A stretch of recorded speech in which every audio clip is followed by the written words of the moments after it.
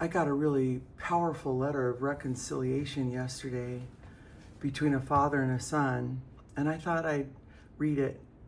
And one of the things that came to me about fear and unbelief in relationships, once we're afraid that God's not going to give us what we need, or people aren't going to give us what we need, and we're unbelieving, we do a lot of crazy stuff. It's why the fearful and the unbelieving are going to be the first to go down, because everything evil happens in the realm of fear and unbelief. Fear and unbelief destroy relationships. And if we don't own our own relationship with a good father, we won't be able to overcome evil with good. We won't be able to do well under oppression, which it says that's what pleases God. So I've seen a lot of people through the many 38 years grow up and be able to be responsible for their fear and their unbelief and the deterioration of relationships because of that. And that's been really cool to watch. And so, this son has a father that may not be alive a lot longer, maybe 10, 20 years. I don't know how long somebody has to live, but a lot of this father's wisdom and words that I'm going to read have lived on with the son.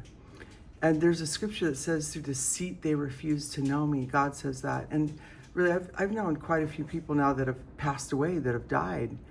And I never got to know them because they were too fearful and too unbelieving to not only let God know them, nothing that they ever said sticks with you, because it wasn't wisdom that came from on high. So I'm just gonna start reading this letter first. It's been several years since we've spoken, Father, and out of respect for your wishes, I have ceased to contact you for the sake of keeping peace. I just wanted to send this last communication to you as not only an olive branch, in case you might want to get together and talk, but also to express what you meant to me and how much I appreciate having you as my father. I'm sure that it often occurs that parents and children do not get to say the things they wanted to say before it's too late. And for this purpose, I am reaching out to you now. I did not want to have any regrets in telling you that I love you, and now as much as I ever have. And I think of the scripture in the end of the Old Testament says that I'll turn the hearts of the children to the father and the father to the children. It's a very powerful scripture. I've seen a lot of younger women be able to do a lot of restorative work in the hearts of their mothers. That's been really a privilege to watch women grow up and be able to recover their relationship with their mothers too, and also have words of life for their mothers. So he goes on to say, I realize that there are two sides to every story, and I don't claim to have done everything right in regard to your and my relationship, nor to the woman you married and my relationship with her. I know that I've said things to you out of anger and feeling rejected in the past, and have not always honored you as my father in a way that I should have. For this and all the other things I've done or have perceived that I've done, I'm truly sorry. I sincerely wish you both the best and hope you have a happy life. I'm not asking for anything from you by writing this, nor do I expect a response from you. I only want to convey to you those things to which I'm really grateful for, which have helped to shape me into the man I am today. We should all have eternal words living in us from the Father. That is what's so cool about this letter.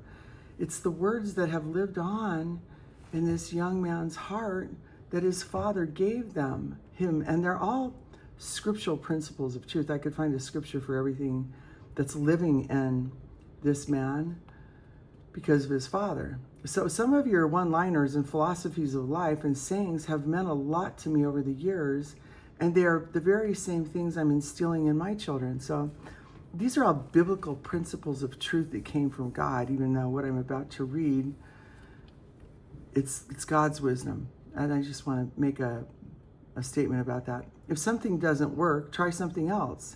And if that doesn't work, try something else. And if that doesn't work, try something else. And you keep on trying and never give up until you find the way to make it work. There's a proverb about that. There's a proverb about every one of these. It's better to shoot for the moon and hit the barn door than to aim for the barn door and hit the dirt, or to set low expectations and hit exactly what you were aiming for. If you can't find something to do, you just ain't looking. Dogs don't chase parked cars. It's better to do nothing than to know something that just ain't so. Out of all the things I wanted to leave you, son, I wanted to leave you with a good name and reputation in this town. You did that for me, and I've always been thankful for that. Always put God first in your life. Always do excellent work, even if it takes longer, because when the dust settles, people are enjoying your work, and they'll start to forget the extra time it took you, especially when they see the details and the craftsmanship, but they'll be thankful. You can tell the size of a man by what he lets bother him. Be faithful in giving to the Lord first fruits. Make sure that you take something on that requires a lot more time and energy, that it is a means to an end and not an end in and of itself. It took a while to get into this problem. It's going to take a while for you to get out of it. I'd rather be hungry than tired and hungry. Don't get into mud wrestling match with a pig or people, there's prodigal children that are rolling with the pigs. Don't get into a mud wrestling match with them. The ones that are on the run from the words of the Eternal Father, because you'll both get dirty and the pig likes it. Yeah, people that are at war in their own conscience and don't have any words from a father about that war will take you for a roll in the mud with them for sure. So the meek shall inherit the earth if you let us. If you let it. The meek shall inherit the earth if you let it. Yeah. But I did what was right. He said this, he said that. I said this, I said that. Yeah. But did you do what was right? This still comes back to me from time to time. What did you do? It's not about what other people do. We pass from death into life when we love. So if you can't pay someone, make sure you'll always answer the phone and go to them and offer to work what you owe. Never run and hide from creditors. I'm going to add that in, don't run and hide from your problems. And when people present problems to you, go back to them. Don't just blow stuff off because it sticks in your soul as dirt. I'm adding to this a little, right? So hustle every chance you get. Yeah, be diligent. So some guys, when they make a bunch of money, the first half of the day, go home and take their leaves. Others challenge themselves to keep pushing on, to do it over and over. Whether you think you can or think you can't, you're right. The prophet is subject to the prophet. So the deal of the century comes about once a week. So these are things you taught me about the industry, and I don't think I'm going to read all those. But he goes on to say, I just wanted to tell you how much I appreciate you for being you being the best dad I ever could have grown up with, for teaching me how to use a worm wand in the backyard, sleeping in the green pup tent, taking me up to Donahoe's and teaching me how to fish, so it must be some river, in the beaver ponds when I was 5, catching fish in the rain. You took me to shoot my first deer at 9 years old. You taught me to shoot pheasants, grouse, ski. You taught me how to shoot animals while running, also to hike and camp, to make sure I brought a cooler, especially not forget the pork, the beans, the Spam, and not to forget the caramels when hunting and fishing. You took time off when it rained outside to come home and bake chocolate chip cookies. We would watch Thursday night Prime and eat manwich sandwich. So, it goes on and on and on, the things that he says here. But he said, you were always there for me when I needed you. You loved and supported me and wanted to instill in me self-confidence and security you never had growing up. I never questioned your love for me. And because of you, I always felt that there was nothing I could that I couldn't do that would stand in my way of success in this life. I've always had a belief that everything would always work out, that there was always a bright side to every situation. Of all the things you gave me, the greatest gift you imparted to me was the gift of faith. Faith to overcome, faith to forgive, faith to succeed, faith to take risks, faith to take sometimes risk at all, faith to keep trying and to never give up because the answer or the solution is always right around the corner. You imparted to me faith in the Lord that He will always take care of us. And when we sincerely ask Him, that all things will work together for good, because we'll get the wise words of the Father, right? All things work together for good to those that love Him, that trust in Him, and don't lean on their own understanding, but trust in the Lord. The Lord speaks to those people in their heart because they're called according to His purpose.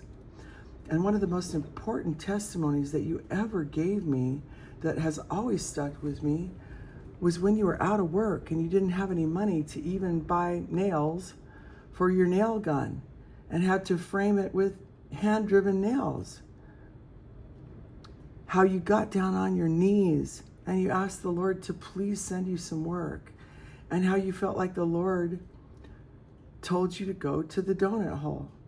And so you went. And because of that one encounter with the contractor that you ran into there, it gave you months of work to help take care of you and your family. That story of faith has helped me from time to time over and over through the years. And I just wanted you to know that. You've been a great dad, and no matter what the future holds, I just wanted you to know how much you've meant to me and how much you have influenced my life for the better over the years. Love, your son. He goes on to thank his stepmother too. And what's really powerful about this is we were talking about how words stick with people. I have friends that are a chapter in the book of my life because they've let me know them, and they've let me know the words they got from the Father.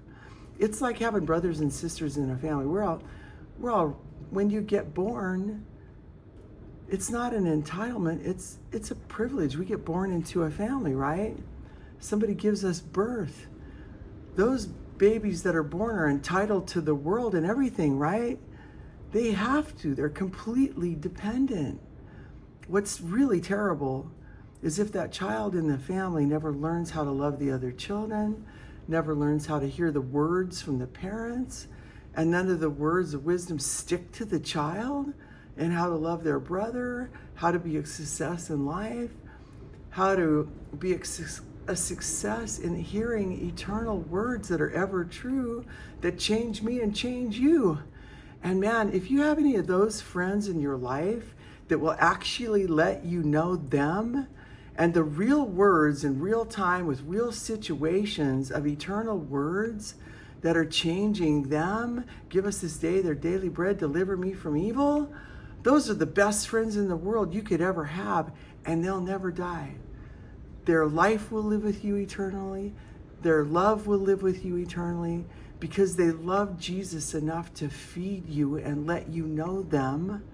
Most of us were raised by parents who never let us know them and never let us know eternal words that were helping them and changing them. Most women I've ever met have had parents that died that they never even knew. And to just know your parents and humanism and flattery and their fears and their unbelief and their whining and their pity and their, fears and, all that's going to die with them too. It's the word of the Lord that endures forever. When you have a parent that has eternal words that are going to endure forever, or friends, those people become chapters in the book of your life that travel with you until the day they die. And the biggest chapter in my book is my husband, who's been a continual feast of eternal words. He's never going to die, even though his flesh may be gone. He'll be with me forever. And he's let me know him and his conscience and eternal words that have divided his motive and intentions. Give me this day my daily bread that's delivering me from evil. That man lets me know him every single day. I have a huge chapter in my life because of Gene Sullivan. And those eternal words will live on with me until the day I die. And bless the Lord for anybody who reflects their face into the Father, who beholds his beauty, who opens their soul and who they really are to a loving Father and gets eternal words and shares them. Those are the best friends you could ever have on the face of the earth. And those are the people that God is going to make their jewels, and they shall be mine. Those that feared the Lord spoke often to one another, and the Lord looked down and hearkened. And he said, those people are going to be mine when I make up my jewels, because they valued eternal words that come from the Father of all creation, who in him is no evil, no darkness, no shadow of turning, who is loving and kind and merciful even to the wicked. Amen.